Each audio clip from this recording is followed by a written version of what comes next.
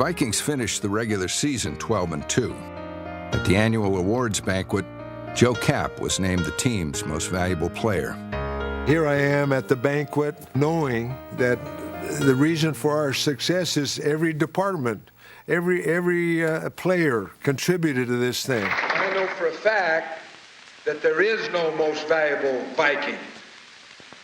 There are only 40 most valuable Vikings. This team has earned this thing together, and thank you for, saying so, but I don't want it. 40 for 60, put it that way. I just can't accept this. Thank you. It was spontaneous. I just couldn't accept it. The credo of 40 for 60 is more valuable to me. I thought it was a great gesture on his part.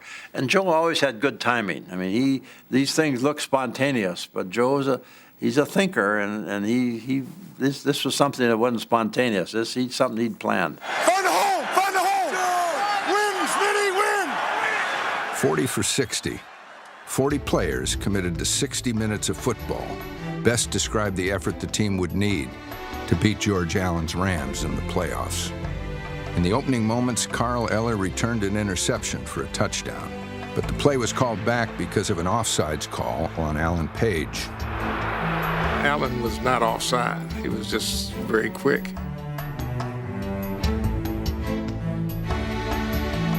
It took a while for the Vikings to recover. Roman Gabriel threw 2 first-half touchdowns.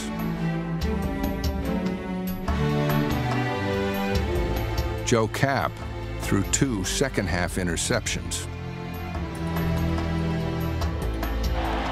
The Vikings trailed 20-14 in the fourth quarter, and their championship run was in jeopardy.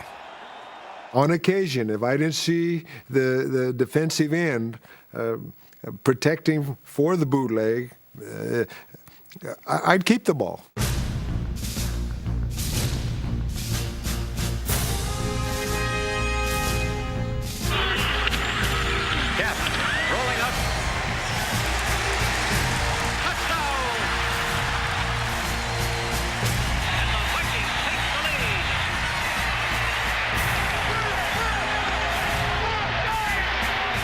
Purple People Eaters now had to protect a 1-point lead. Their best pass rusher was matched up against the Rams' Hall of Fame tackle, number 76, Bob Brown. Carl met the challenge of the best offensive tackles in the league. The better player he played against, the better he played. The player they call Moose bowled over Brown and sacked Gabriel for a safety.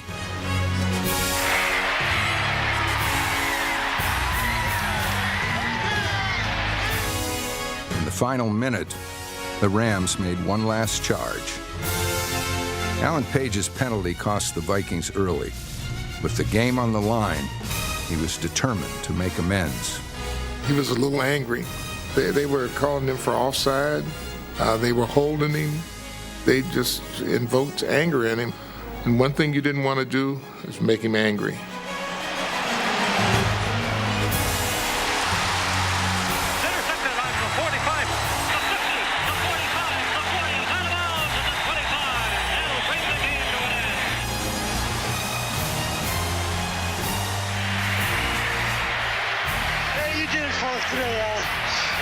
Way to go. Hey, okay.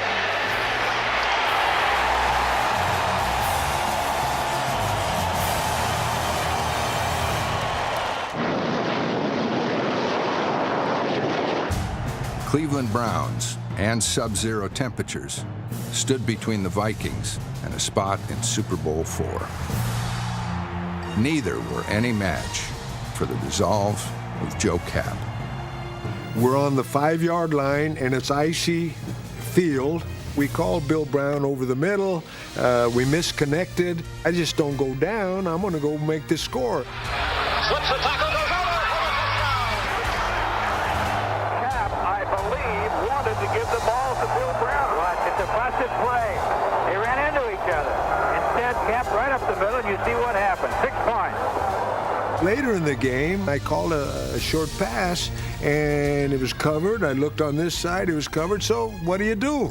So I'm running down the field. If I had any kind of speed at all, I would have gone all the way. But then there's this obstacle. His name is Jim Houston. And I put all my moves on him, both of them. He ran right through him. Houston went down and was out cold. Joe got up and Houston laid face down on the field. I'm sure to his embarrassment to this day, because he was certainly their best linebacker, maybe even their best defensive player. Bud Grant has led the Minnesota Vikings to the championship of the National Football League 27-7. And it's nothing but pandemonium here at Metropolitan Stadium. It was a little hazardous trying to get off the field. It's like a massive crowd running at you, and you had to try to get between the people and get off the field. We didn't have the security we got now. Now they throw you in jail if you get on the field. In those days, everybody in the whole stands wanted to be on the field. Tore the goalpost down and that type of thing. Some guys just stopped. You know, they just stood there, and people just jumped on them.